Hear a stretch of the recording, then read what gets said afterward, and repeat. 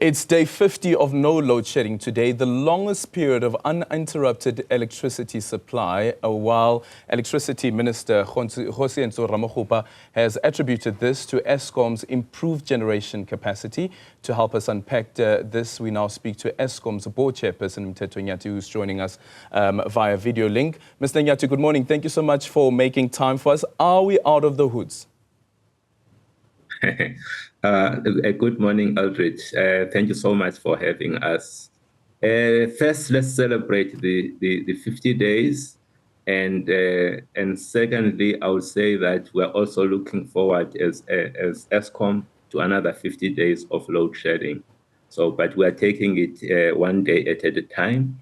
We have a generation recovery plan that we have been implementing over the last year. And we've got another year to go, so where we can comfortably say that load shedding is going to be behind us. We still have another year of working hard to make sure that we are safely out of this challenge. So does this mean that the crisis still lingers? It will still linger because we need to understand this situation. We had a fleet that was highly unreliable.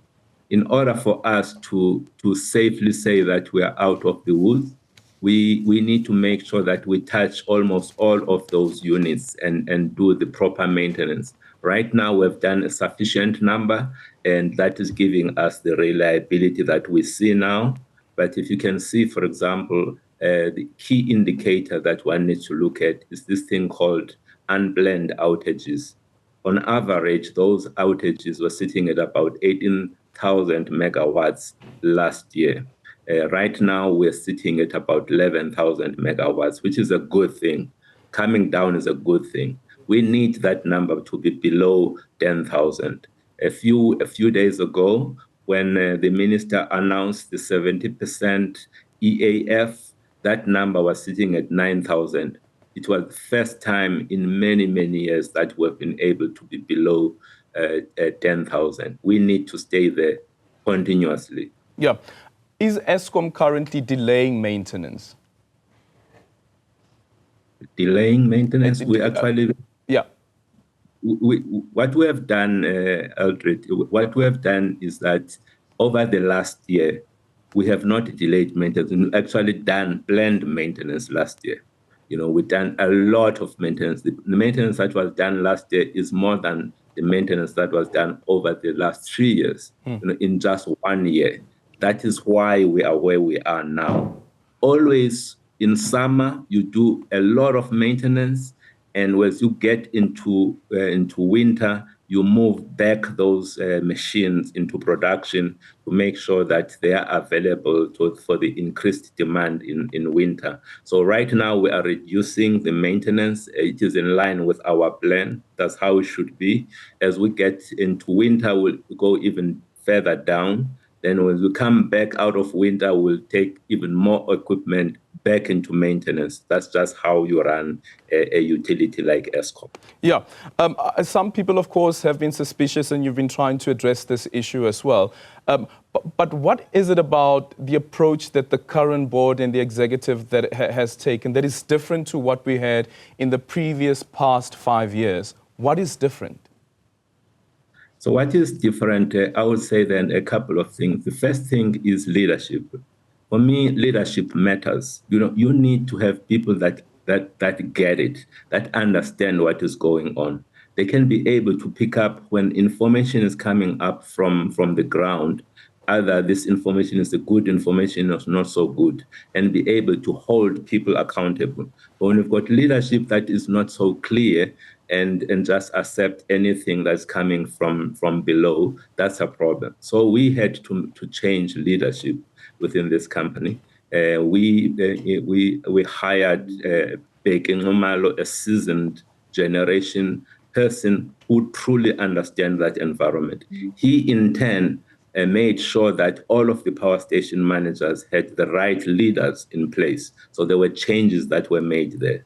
The second thing that was done was to have a plan.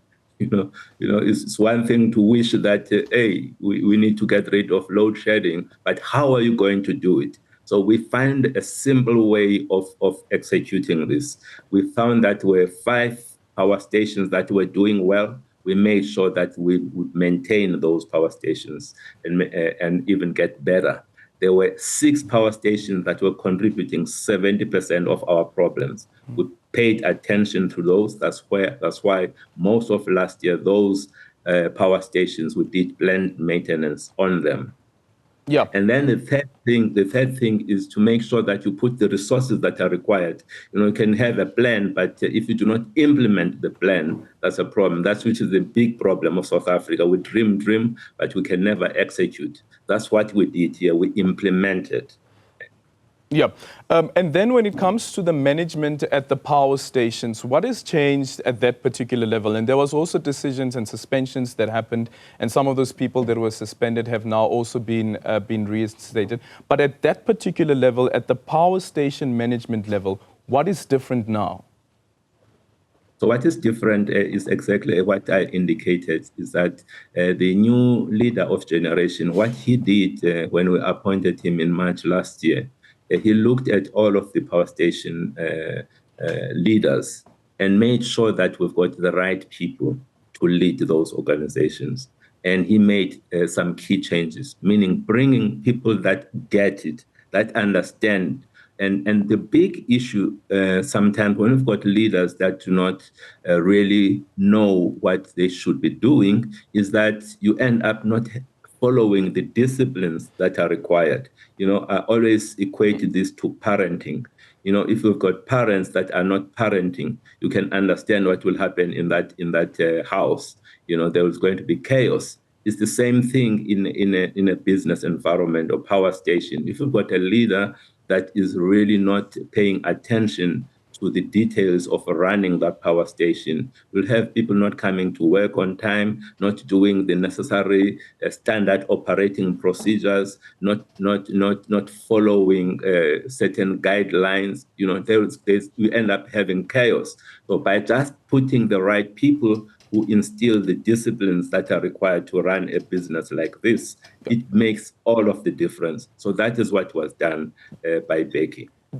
Does this mean, from your assessment and the information that you got as the new board, when the new board was installed, and your assessment as well, that perhaps maybe load shedding was deliberate? I have never thought nobody would do load shedding deliberately. I don't think that was the case. Well, former President Thabo Mbeki suggests that.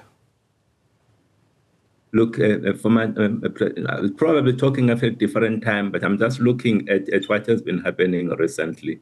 I don't think it was deliberate. I just think that from a leadership perspective, we could have done things differently in order to avoid what we went through as a country. So it's failure of leadership, in my opinion. In fact, we've got great employees of Eskom who were poorly led generally. And when it comes to maintenance, who's doing the maintenance for Eskom currently? Are you outsourcing that function? Does Eskom have the necessary skills to do maintenance? That is another area where we made a big difference, Aldred. Where in the past, we used to rely largely on ourselves or on partners that have little or no knowledge of how to do maintenance, because we're forced to work with middlemen.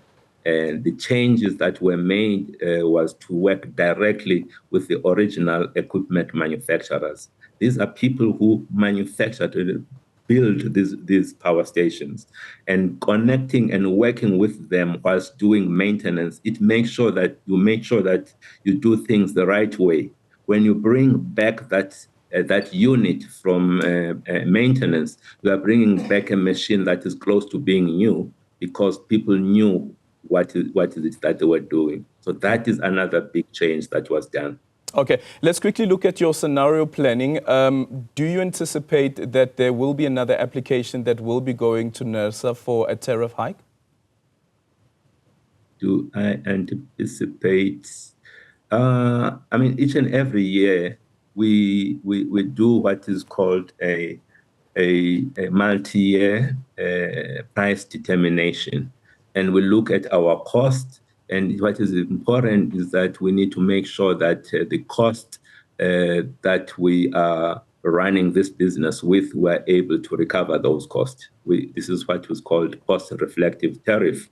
And we put that application together, and then NESA, as an independent body, look at that, and they challenge us if there are areas where they believe that we should not be making claims. They remove those, and we get to a point where we settle on a number. So we're going to go through that process this year as well. Okay. And finally, we are in an election season. What we know, if the ANC is going to win the elections, is that there won't be a Department of Public Enterprises.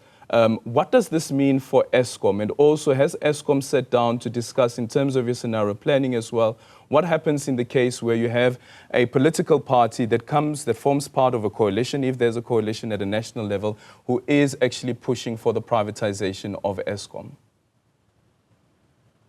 So what is going to happen with regards to our reporting lines? To us, that does not matter. Our focus really is to fix Eskom and also position Eskom to be relevant for the future. By being relevant, it means that, as you remember, you were talking about the tariffs. We cannot continue to be each year in and year out having double-digit increases. We need to figure out a way of reducing and, in fact, eliminating some of those tariffs. And that talks to taking out costs within Eskom. That also talks to creating a different mix of energy that allows us to deliver much more efficient energy to South Africans. That is what should be occupying us as Eskom, not which department are we reporting to. With regards to the changes of policy, we are a company that is part of the state. So regardless, we'll have to follow whatever the direction is that is determined by whoever is governing us. We are a SOE, we are not independent.